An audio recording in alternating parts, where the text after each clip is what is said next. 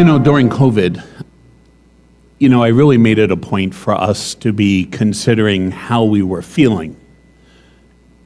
That with everything that was going on in society,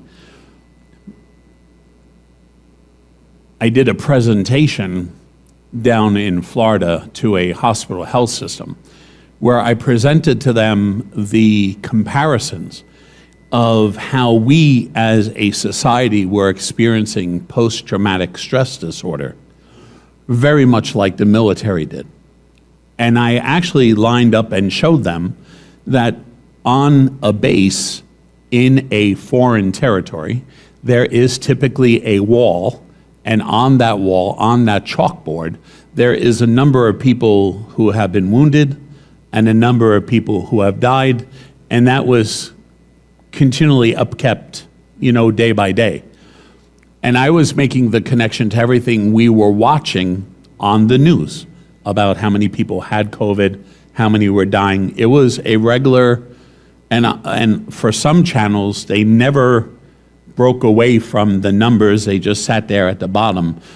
And all of that, with isolation and being home alone and the lack of a socialization, I really felt, sort of fed into this mental health crisis that we have had around, like a post-traumatic stress disorder from the crisis of COVID. And we all know that. And as I'm sharing it with you, it still resonates and rings parts of ourselves that haven't fully healed from any of that.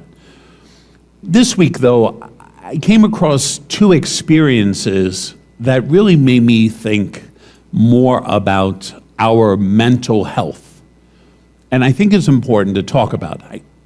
I think you've seen in my sermons, I keep trying to get us, because when I preach, it's not just about who's listening.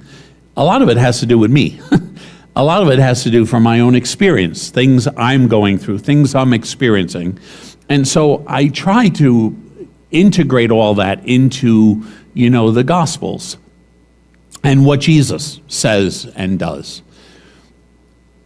For us, I think it is really easy to move, from one day to another. But this week especially, I came across two experiences, two individuals who reached out for some guidance and someone to talk to. One was suffering from burnout, and the other was suffering from compassion fatigue.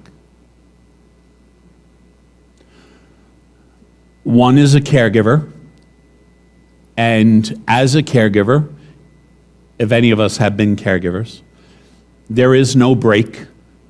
There is no time to sort of get away. There's no mental freedom or space. And you are constantly being compassionate. And you would think that being compassionate would not be as draining as truly it is. But sometimes for us, it takes everything we got, day after day after day, to get up and to do this. Now, compassion fatigue, for this person, she was a family caregiver, but I could assure you from all the nurses and doctors and whatnot I've talked to all over the country over my years in my capacity, as chief executive, whether it's of Alzheimer's or now of spiritual care, that this compassion fatigue also applies to professionals, that nurses and doctors end up in a place, and because they experience compassion fatigue, there is an enormous amount of guilt that comes with that, because they feel as though they should not be feeling that. They should not be experiencing that, because they're doing the right thing by providing care for the individual. However, from a mental health perspective, we are human beings. And as human beings, we have limitations. And those limitations sometimes, really feel and are pushed to the extremes. And so you end up really honestly losing yourself in this process of being a caregiver and providing compassionate care. And it does tire you down mentally, emotionally, and also physically. It's just part of what it is. I want us to recognize that this is part of it. The thing that got me going this week was the one about burnout. Individual, quite the professional, someone who, runs multiple things. In some regards, it was like me looking into the mirror sometimes, listening to him. But for him, the fact that he was constantly and always the one expected to be the one to deliver. He was the one everyone depended on. He was the one that any questions, any concerns, anything, everything came back to him. In and through his own process of living, he has gone year upon year upon year of being that person sought after and looked at to as being the foundation, the absolute clearest example of strength and stability. And as such, he constantly rose every single day and played the part of being this provider that was immovable, untouched, available at all times, always the one looking for the answer.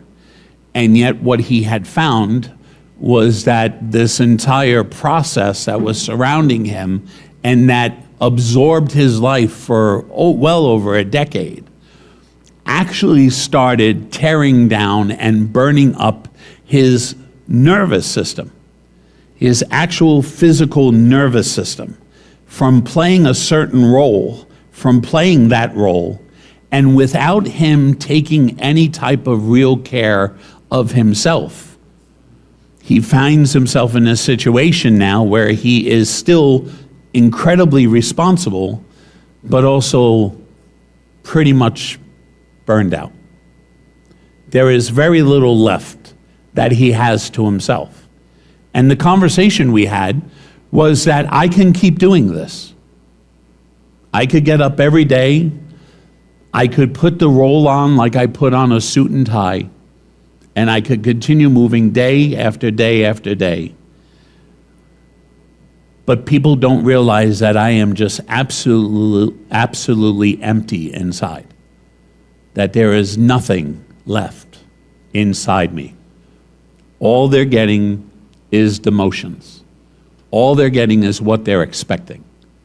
But I have lost me a long time ago in this process. And it made me think that for a lot of us, now these are two extreme cases in 1 week. And it really did sort of challenge me to take a look at my own life to see, how do I handle these things? What level of burnout am I personally experiencing?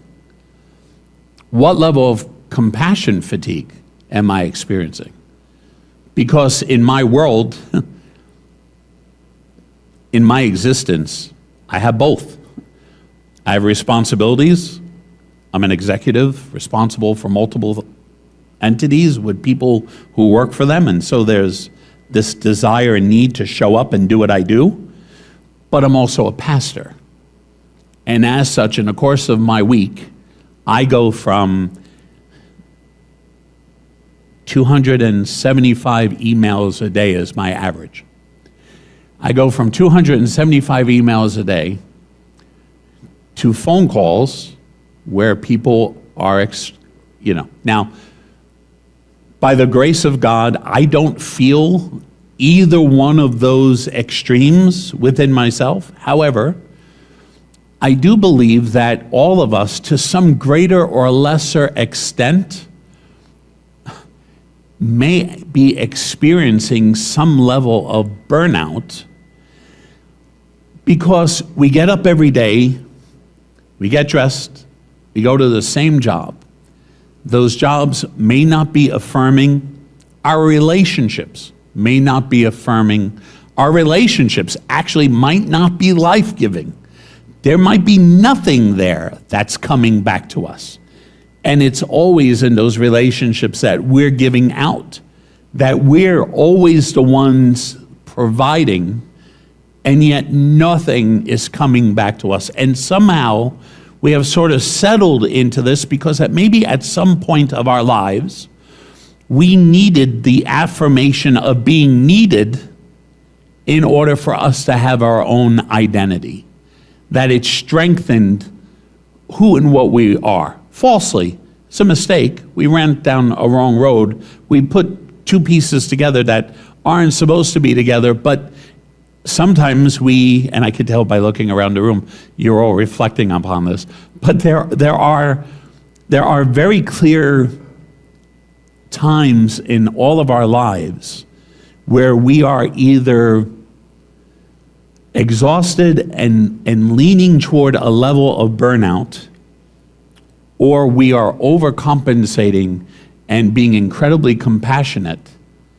And we're not realizing that unless we ourselves are taking care of us. See, we have a problem believing that we are worth the time and the energy before anyone else to be caring for us. We feel that the greatest gift that we can be to the world is what we can give to everybody else. And reflecting this week, I really found myself saying that's probably not entirely true. The greatest gift we could give to the world is being completely and holistically, authentically us. And being us requires that sometimes we're going to say no. It should require us to say no. But very often we get looped in to this way of thinking, and then we make it worse because in both of these people's conversations this week, they pulled in religion as the stone on which everything else they believe stood. That somehow by taking care of themselves was anti-Christian or anti-Jesus. And I found myself sharing with them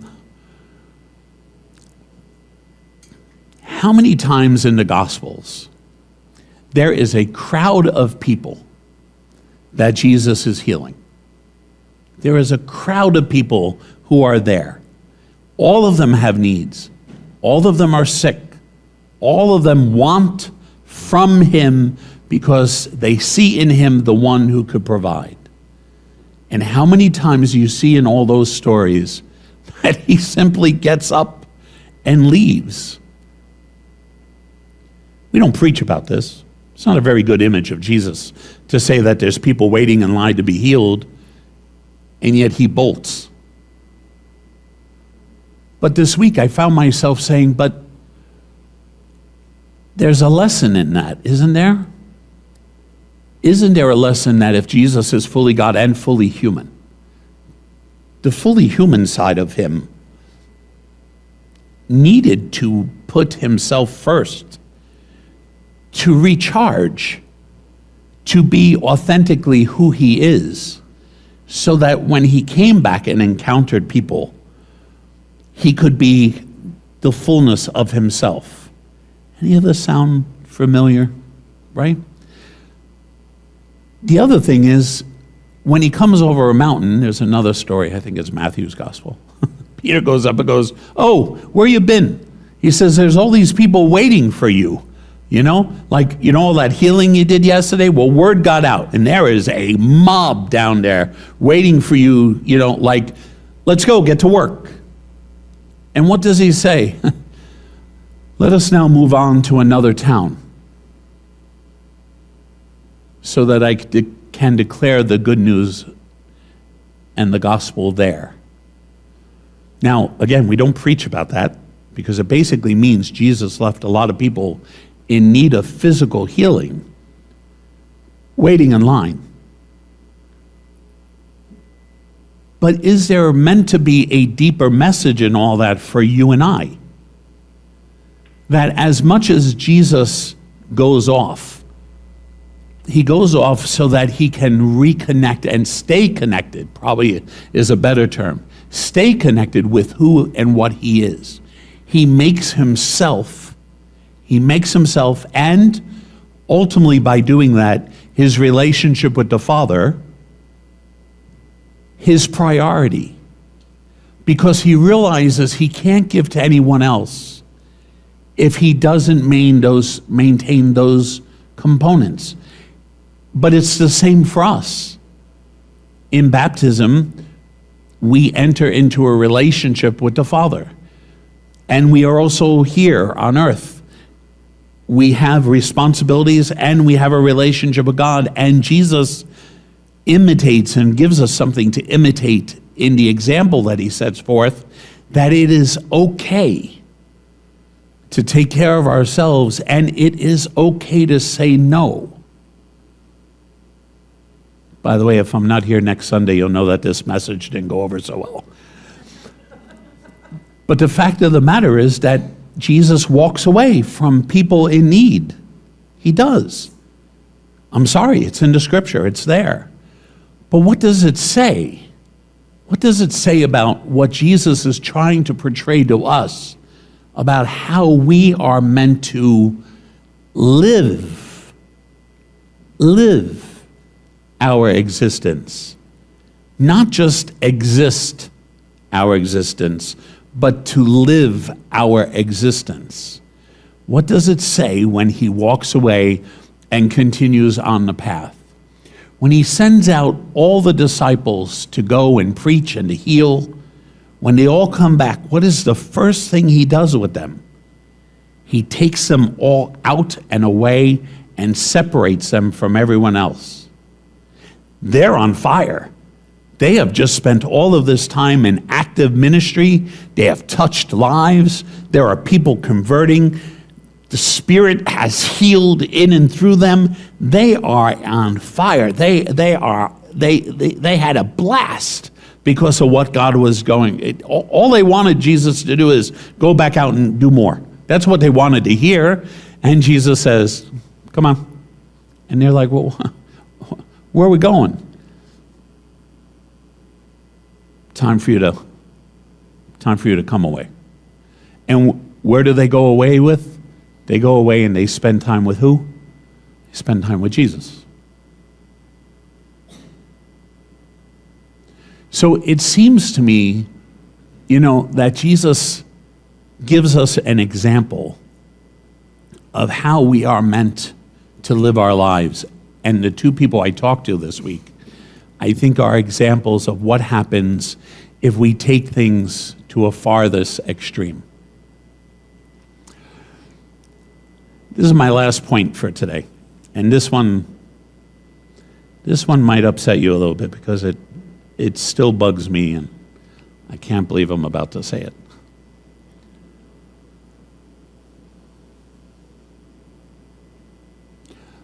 I'm not sure how close we can draw to God if we do not draw close to ourselves first. I don't know how close we can get to God if we think we could do that by stepping over ourselves and not giving ourselves the proper consideration, the proper care, the proper love. The thing that resonated in my head this week was,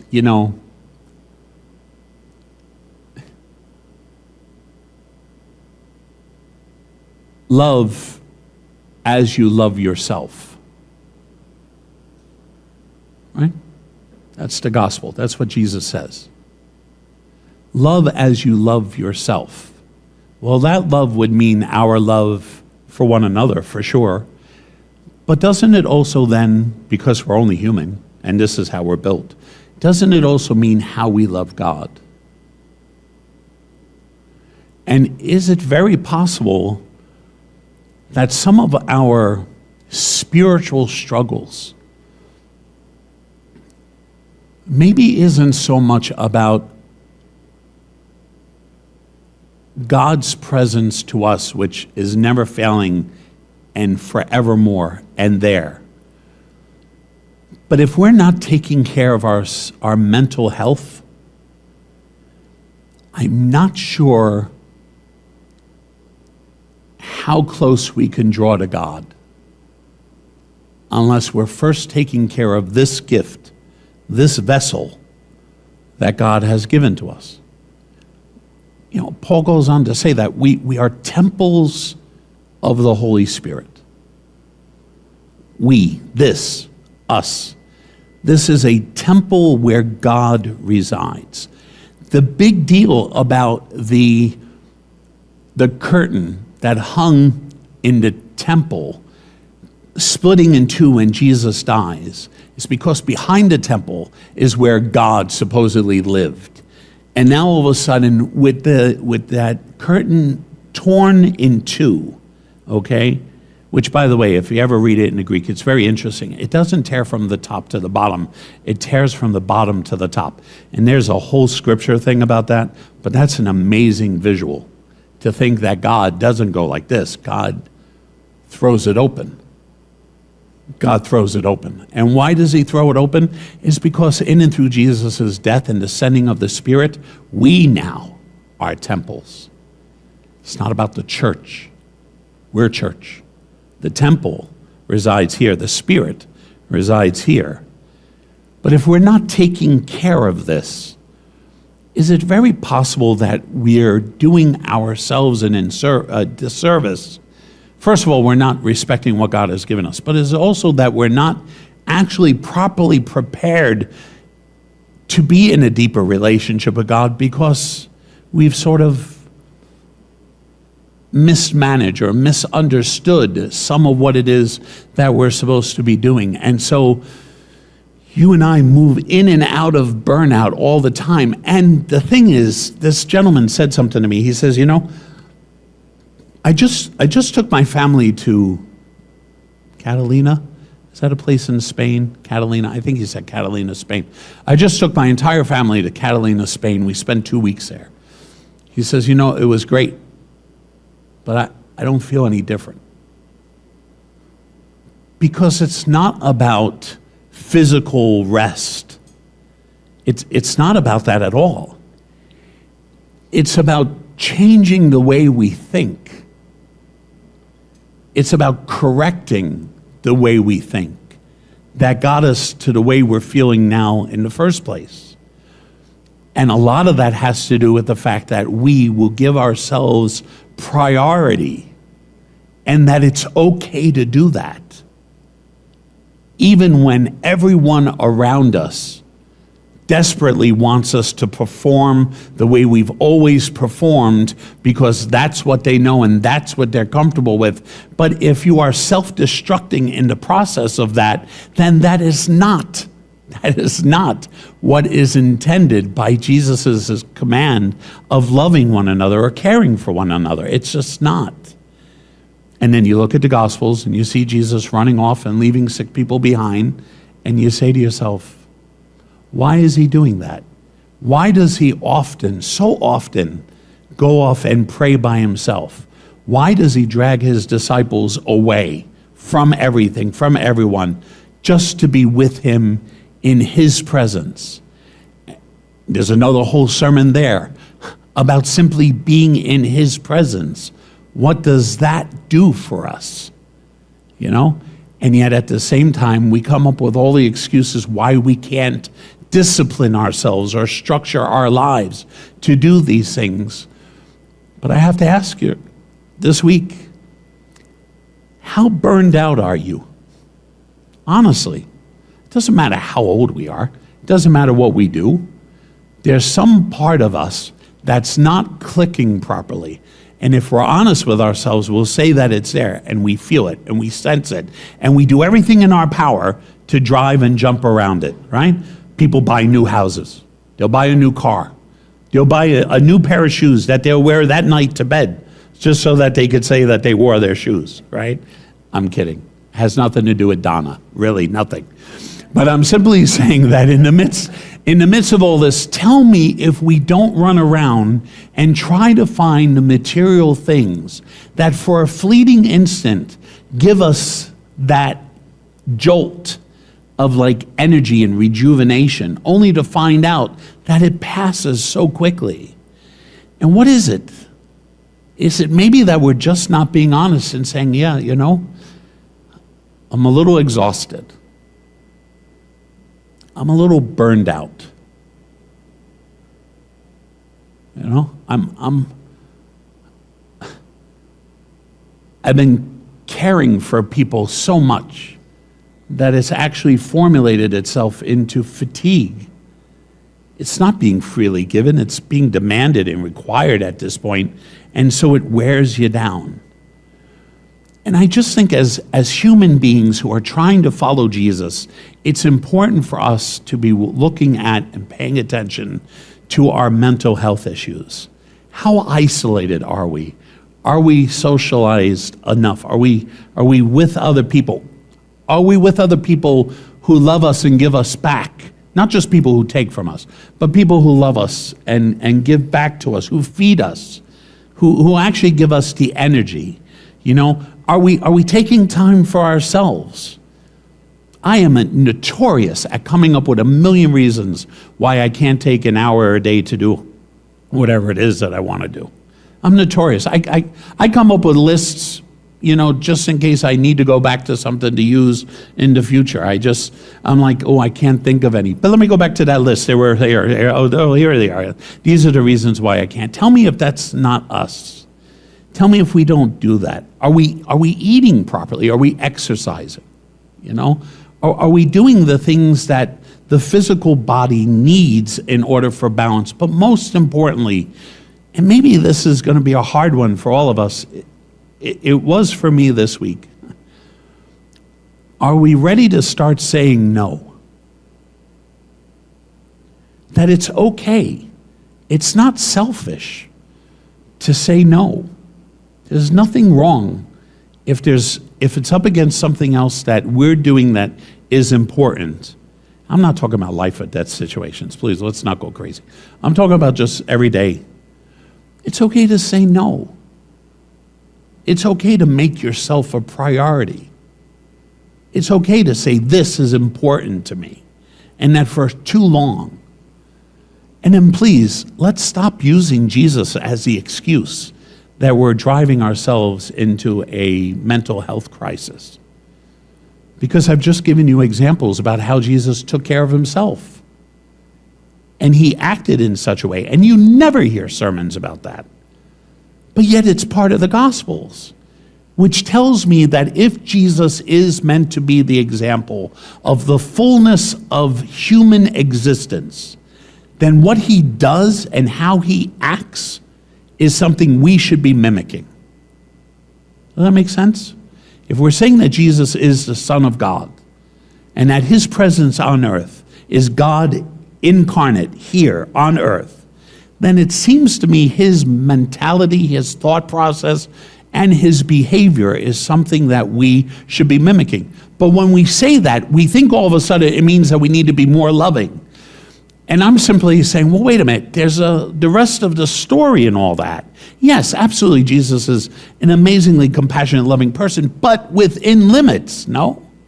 The Gospels seem to indicate that.